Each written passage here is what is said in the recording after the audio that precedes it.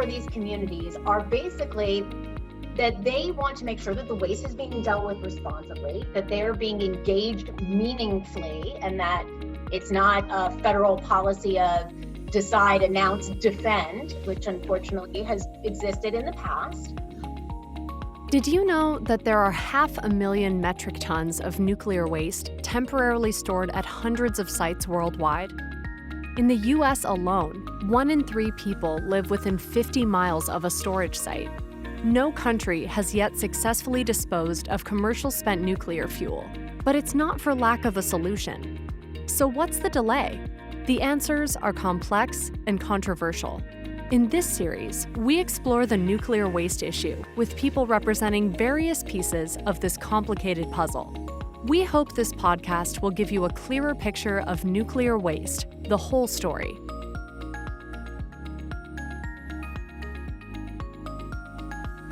We believe that listening is an important element of a successful nuclear waste disposal program. A core company value is to seek and listen to different perspectives.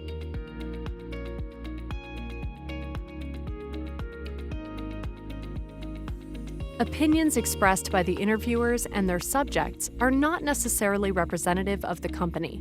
If there's a topic discussed in the podcast that is unfamiliar to you, or you'd like to more closely review what was said, please see the show notes at deepisolation.com/podcasts.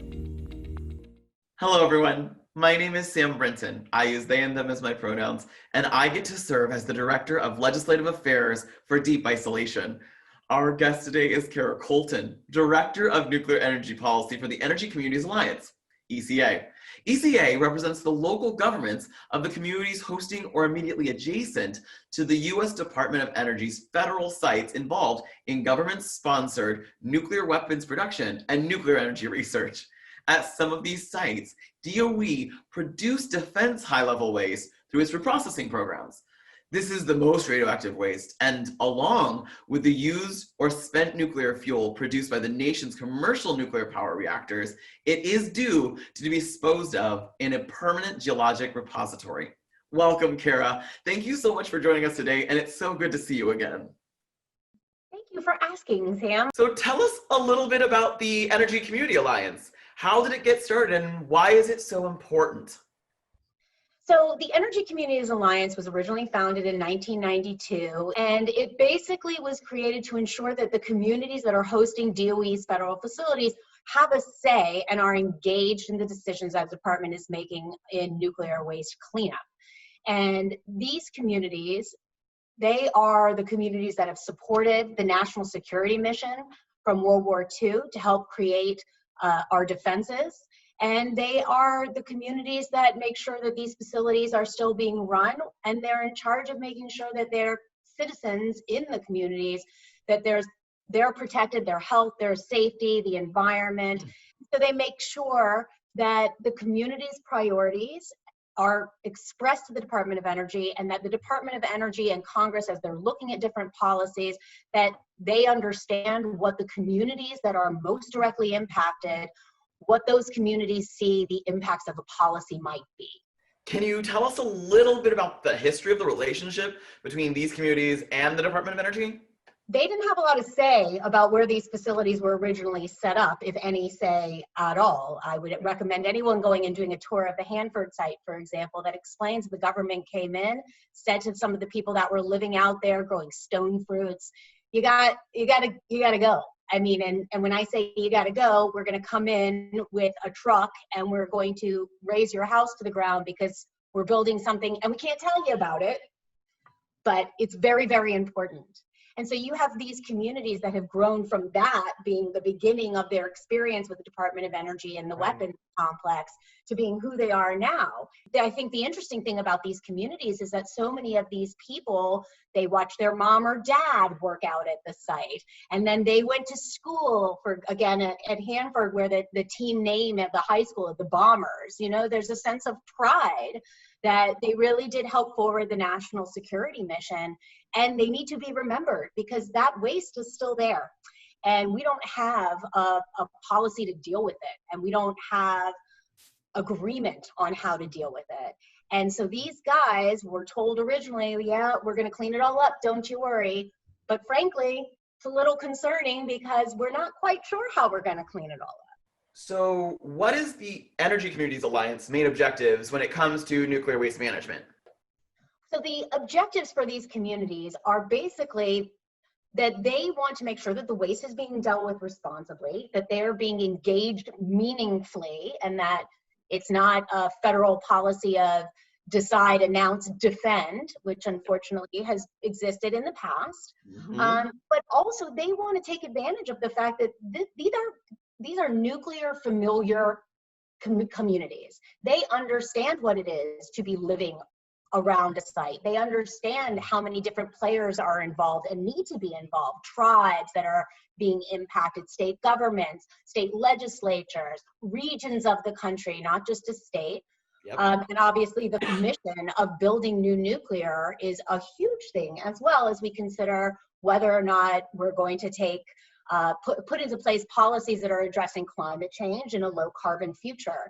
And nuclear needs to be part of that mix. But you're going to have plenty of detractors, and you've had states that have moratoriums on new nuclear development if we can't figure out the waste piece. And you know, one of the things I find most interesting about this whole issue is that it's not really a technical problem. It's more of a political problem. But when you hear nuclear or nuclear waste, people might think about Chernobyl or 3 Mile Island, and they decide it's the green glowing gook from The Simpsons. Exactly. And they don't realize like a piece of nuclear waste could be easily identified as a glove or a broom, for example. And so there's so many preconceived notions, and you know, the communities that we represent, they recognize that that's how people might look at them too, or their kids that are going to school around the site. So, you know, there's such an interesting issue here because you really are fighting beyond the technical, which should make people feel better, yeah. But it's the political, it's the trust factors, it's the relationship building, it's the engagement, and it's flexibility, which is a huge issue, I think, that needs to be talked about. There are 100 directions that nuclear waste disposal could go, and you and I know that, but local governments have a lot of different impacts, and you have to try to focus them. So what are the ways that you personally have been able to bring some kind of focus? It's building trust. It is not a technical challenge. It is literally getting people to speak to one another and allow flexibility in the conversation and respecting each party and the perspective that they have. So, you know, what a tribe might say in Idaho, for example, around INL, could be 180 degrees from what the local community says, which could be 180 degrees from what the AG says when they say, nope, sorry, no small amount of reactor fuel can come in for us to do tests with. Yep. And I think that the way that ECA has been trying to address it is honestly getting the right people to the table. And sometimes the right people to the table could be 250 people in a room talking about a new initiative. And sometimes the right thing could be a meeting around a site specifically where you've spoken with the different community representatives, and you know, there's going to be all different perspectives even within that one community. And make sure that people have the time to express where their concerns are, what their priorities are, what they're afraid of, and there has to be a common understanding, this is tricky, a common understanding that there is no common understanding of risk. And so when everybody comes to the table, it's important that each group gets to say, look, to us, this is risky. At the community, nobody wants to hear anything coming straight out of headquarters without knowing that headquarters and site staff, that people that are living in the community from DOE are also engaged in that conversation. So there's so many different parties, like you said, and I think sometimes it's as simple as getting the right parties at the table. And you know, the federal government has a little bit of an extra responsibility because they need to make sure that the resources are out to all of the different groups that will be impacted by the policy decisions that they make, so that those groups can participate. I mean, you have some newly elected mayor of a town who doesn't know that much about nuclear waste. So Yep. we make sure that those groups have the resources they need to get educated. And sometimes the department should put aside resources so that the community can say, you know what, we're going to hire an independent third party to look at the data. Right. Not that we don't trust you, DOE, but it's easier for us to advocate for a new project if we can say, look, we got this, we trust it, we also were able to verify it. And DOE needs to understand that's just as much part of the process to build support. You talked about tribal governments, you talked about local communities, you mentioned site staff. So it's not actually just the Department of Energy complex, it's actually a lot of people living, breathing, working there. And there, of course, you have the industry. You probably have other organizations who also are having concerns, right? So what would help improve the lack of trust and open the line of communications between all these different parties and different people? Well, I think definitely there just needs to be, and it sounds so simplistic, but there needs to be more engagement. There needs to be more engagement all the time, frankly. And you know, you mentioned all the other groups. I would also add to that, you know, you said industry/contractors. So you need, like, there needs to be messaging that flows down and flows up, right? So if we're talking about picking a new site for a nuclear waste facility, you need to make sure that the community is interested. And this is something we just recently, ECA just recently was talking about, and that is, we've had conversations, the Blue Ribbon Commission on America's Nuclear Energy Future. We know that Yucca Mountain has it pretty much stuck in a stalemate. Yep. And so the country said, all right, let's relook at this again. It wasn't even the first relook. It was, I don't even remember how many relooks we've had since '87. But so we brought everybody together, but they didn't only do it in Washington, D.C. They did it around the sites. They went to larger commercial centers. They went into the areas where these facilities exist, which aren't super well populated. I think those things need to happen. We need to make sure we get around the country, and also there needs to be some love given to the country, to the communities and the states that are hosting these facilities already. There needs to be recognition that you've done something for the country thus far, and it's worth listening to you. In contracts, when the Department of Energy is looking at doing new contracts, you know, there should be a community commitment clause in there that says to the contractors that are doing this work, you know, value the community where you're working, value the community that is supporting the national effort to not only clean up the waste, but, you know, without a facility like INL, the nuclear navy, where's that going to go? Where's that waste going to go? And if they don't get it out, do we still have a nuclear navy running around for as long as we might need it or want it? And also, are we looking at the nuclear navy and how they've been able to have a fleet that's run so well for so long? I mean, there's so many different examples of things that have been successful. And I don't know that we have done a great job telling that story of success. It's very often the hitch, like, oh, yep, new nuclear would be great because it could reduce carbon emissions, but oh, the waste problem, okay, maybe not. And I think there needs to be better, good stories of what can be done. Deep isolation, being able to put it underground and then pull it back up. I mean, the technologically, like we talked about, it can be done. And it's important to look back at those lessons learned, especially now, because at least on the cleanup of the defense weapons complex, we're now at the point where it's the hardest work, right? Work has been going on. It's been 30 years of the Office of Environmental Management and successes there. And successes our communities celebrate right along with the Department of Energy. But now we're at the harder stuff. So it's gonna be more difficult. And so we do need to find a way to express what our different concerns are, but demonstrate that there are a lot of people on the same page, that there's a good path forward. There's an opportunity here that shouldn't be missed. And then to get back to what I forgot I was going to say earlier was, you know, looking at siting new facilities, one of the things that was always considered was, how are you going to find a community that's interested? Who, I think during the Blue Ribbon Commission, you had a lot of people say, like, really, who's chomping at the bit to have one of these facilities in their community? Right. And the thing is maybe we don't need to start from scratch. Maybe we look at the communities that are already comfortable with nuclear and say, hey, you guys have a skilled workforce. You have a lot of retirement across the DOE complex coming right now, the silver tsunami. You have COVID has led to obvious job issues. And you have a lot of focus on STEM, and the department's been great at getting resources out into the schools for STEM education. And let's wrap all of those things together and deal with economic development opportunities. And let's look at the communities where you're not starting from square one.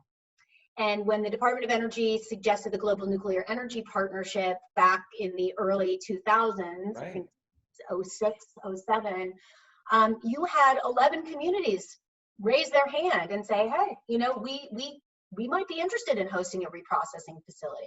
And then go a step further and say, okay, that's great. What is it that the community sees as the opportunity? And the communities may say, well, we would love to have the reprocessing facility, and we'd love if you guys could maybe introduce a new national nuclear mission at the lab that's here. So there are a lot of win-win opportunities here that go all the way down from ensuring that the environment is being managed, that the stewardship is there, to training the next generation of nuclear workers, be it on a waste facility or a generation facility. So when you're talking about high-level waste and the communities you're dealing with, what is the language that you use to describe it, and why is it called that in the first place?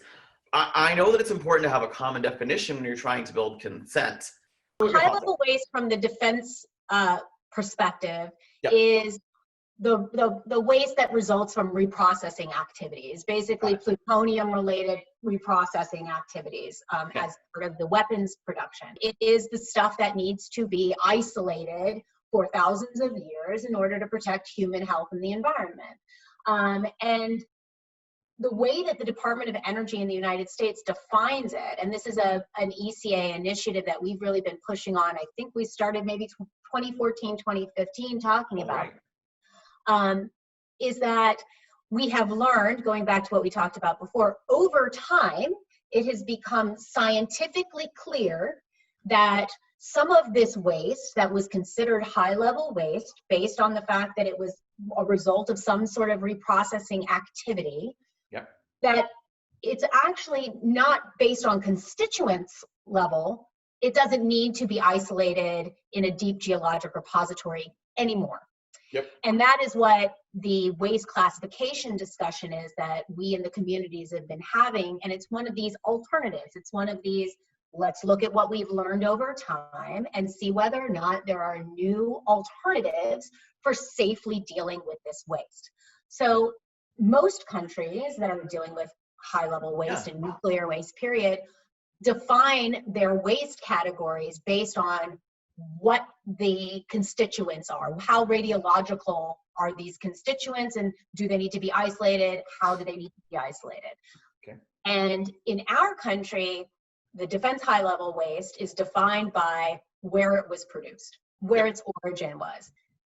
That's not how it works in the United States. We now have it where something that's in a tank in South Carolina versus something in a tank in Washington, regardless of whether or not they're the same level of radioactivity, they're going to have to be dealt with the same way, even though they really don't need to be dealt with exactly the same way. And that limits the ability to make decisions about waste. Somebody in South Carolina, where this waste interpretation is being applied right now. It's going to be 8 gallons. It's a very small amount, but they're pretty darn sure. I dare not say 100%, but it could be 100% sure that the waste that's been removed from some of these tanks in South Carolina are not high-level waste based on what their constituent levels are, and that it could potentially go to the waste isolation pilot plant in New Mexico. The people in WIP, the people in Carlsbad that host that facility, they'd love it. They'd love to have this continuing mission. They know what they've gotten by being basically the crown jewel of the DOE facility and handling waste. And then you get into the problem, of course, does the state want it? Do the surrounding communities want it? And then we get back into the political argument. But technically speaking, it should be able to go down very safely there, or to waste control specialists, or out to Utah. And the way the department is talking about doing this, and we support them looking at the alternatives, we support a full evaluation of it. We're not saying go do it. Sure. We're saying evaluate it, let the communities that will be impacted understand what those impacts are going to be. Let's have a long discussion about what happens. But ultimately, it would allow, if the evaluation proves out what we think it will allow waste to be moved off-site more quickly. Yep. It will save money. Right now, the high-level waste issue is the government's, well, maybe before COVID, I feel comfortable saying, was the third largest federal liability. Right. For the country was dealing with this waste. So we could cut that money and the taxpayer liability. We could move some of that waste. There's been progress on the ground, but we keep paying more because though we're not moving waste, we now create storage areas for this waste that would have been moved long ago. And we can then focus on other aspects of either building new nuclear facilities, or just focusing more on a harder cleanup project that needs to be dealt with when we know that this one is a safe alternative that can work. So the department is moving slowly, steadily. They have made an absolute commitment. Kudos to DOE on this one. They've made a commitment to engaging with the local communities and not making any change in any program or the way that they're dealing with high-level waste at any of these sites until there's been full-on discussion with the parties that are going to be impacted, which will be the local communities, and the states will obviously get involved as well. How does this reclassification issue raise concerns for the communities? Gets back to the very basic trust is a huge one, and the need for flexibility. So for example, you have people who think that it's a lesser cleanup. Why was this considered high-level waste before, but now you're telling me it's just like transuranic waste? Why did you say that before we have to bury it in the ground for thousands of years, and now you're telling me it can go in salt? These are the examples of what DOE is negotiating with the state and with communities over time. And sometimes, going back to the fact that over time things change, there might be an agreement that, hey, cleaning this up to an industrial park is exactly what we, the community, now think will be really good for us. Or the Department of Energy, for example, on the high-level waste thing says, we would spend so much more money. Another one of the thing is the definition, the technical definition, basically is concerned about breaking out certain constituents from waste. And so the agreement in some places is that it all goes. It all absolutely goes. We break it up and it all has to go. But it turns out that you may be risking workers' safety if you try and take out the most radiological components instead of keeping them together where they will be buried together, right? So does the risk go up if you're splitting these hairs? And again, it gets back to, like I said, the trust issue. So if people are looking at the site over time and they say, oh, well, you were supposed to have Yucca Mountain open and accepting waste in 1998, and now it's 2020. Why am I going to trust that you guys are going to do what you're saying you're going to do? Even if you have the state support, you could have a change in administration, you could have a change in policy, and there you go. You're back to square one with somebody saying, well, that's the last time I'm going to go down this path with you guys. Yep. And that's an unfortunate, scary thing, I think, because it's the politics that have made this very difficult, and the politics isn't going anywhere. So it has to be trust. It has to be trust, and it has to be, we have to allow, and there has to be trust that the resources exist for us to relook at some of these things. And everybody needs to be prepared to come to the table and say, this is what I don't trust, and this is how I could trust it. This is who I would want to hear it from. So for our last question, tell me a little bit about the future of nuclear waste and engagement, and how we can honestly all make it more successful. Everybody I've met wants to do the right thing. I really believe that of all of the different conversations, not everybody agrees on what that right thing is, but people want to be responsible and clean this stuff up, and many people want to see new nuclear emissions across the country. And so I think first and foremost is you gotta get to that community. You gotta get in there. You gotta get the right people, and that might be the person running the science museum. It might be a teacher in the local school that, you know, sees this massive employment opportunity for their students and wants to see young people stay within their community. Find out what it is that that community is looking to do and who they want to be. Zion, for example, they don't want the waste there anymore. They don't want it, and it's just taking up space. So they're probably not the best community in the world to say, hey, you know, we thought maybe a borehole could be cool here. I think people have to listen. I think you have to get the people in the room. You have to have an iterative process. I mean, it's not going to be one meeting and we've covered it all. And it's not going to be one meeting with one group and you've covered it all. You have to be honest about what the potential pitfalls are. What are the challenges? How do you speak to those challenges? You have to talk about emergency planning. I mean, things that do make people a little bit antsy, they have to be addressed. You can't pretend that emergency planning doesn't need to be part of the conversation. But you also have to look at this community. For let's take Yucca Mountain, for example. Yep. So the community of Nye County, they want it. They see all the economic opportunity. They feel like there's no other piece of land on earth that's been more studied. The NRC did all of its safety evaluations. And yet you have the communities outside of the people right adjacent to Yucca Mountain who don't feel that way. They're scared about the transportation routes. They're scared about, what is waste going to be liquid? Is it going to be solid? What if a plane hits it? What if there's terrorism? Like all of these things, which are very uncomfortable to think about because nuclear, but we've been doing it. Like there are waste shipments moving across the country all the time safely. And we just need to get all of the facts out and trust each other. Trust each other that I'm going to listen to what you're saying, and I want you to hear me also. And we may not agree, but let's meet again in 3 weeks. And while that happens, identify champions. Identify champions in Congress. Identify champions in the department. Identify champions in your community. Identify champions in your region. It's an exciting time, and it's good that we now start looking for the new champions.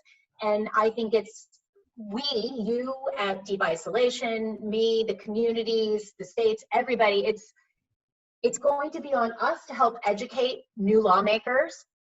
It's going to be up to us to educate new elected officials at all of the different levels of people who are involved. And the time is now. And I think we all need to understand that the waste and the new nuclear, they're very related, and one shouldn't inhibit the other.